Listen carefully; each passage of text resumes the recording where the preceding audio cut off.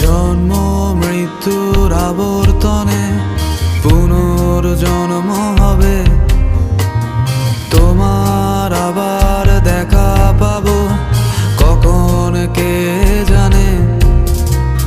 জন্ম মৃত্যুর আবর্তনে পুনর্জন্ম হবে।